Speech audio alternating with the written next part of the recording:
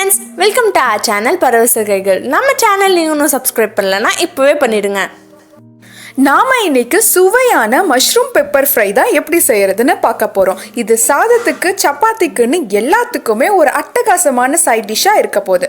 வாங்க நாம வீடியோக்குள்ள போலாம்.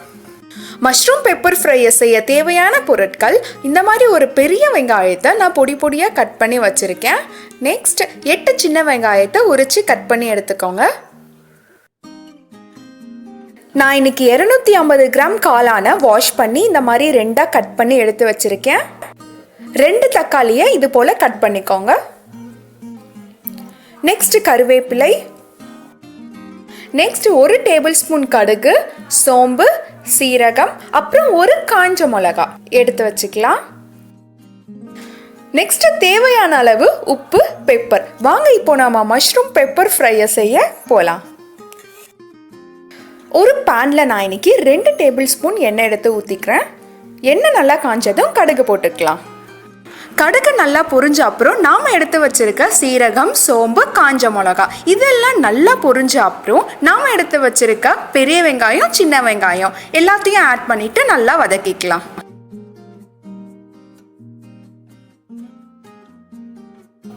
வெங்காயம் கொஞ்சம் வதங்கின அப்புறம் நாம் கருவேப்பிலையை ஆட் பண்ணிக்கலாம். ஆட் பண்ணிட்டு நல்லா வதக்கிக்கலாம். வெங்காயம் நல்லா பொன்னிறத்தில் வதங்கணும். நெக்ஸ்ட் நாம் எடுத்து வச்சிருந்த தக்காளியை உள்ள ஆட் பண்ணிட்டு நல்லா வதக்கிக்கலாம். தக்காளி வெங்காயம் எல்லாம் நல்லா வதங்கின அப்புறம் அதில் தேவையான அளவு சில்லி பவுடர், கரம் மசாலா, மஞ்சள் தூள், அப்புறம் உப்பு எல்லாத்தையும் ஆட் பண்ணிட்டு நல்லா வதக்கிக்கலாம்.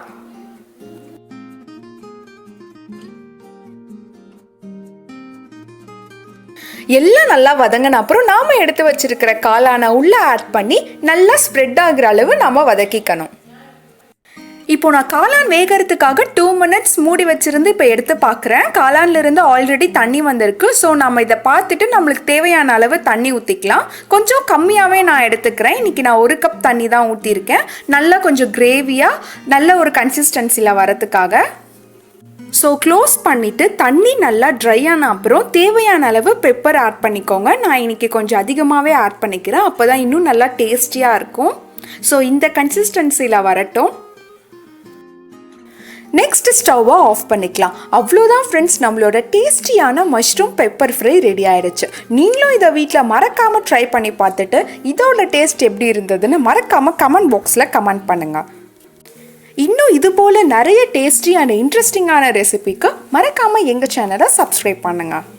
தேங்க்யூ ஃபார் வாட்சிங்.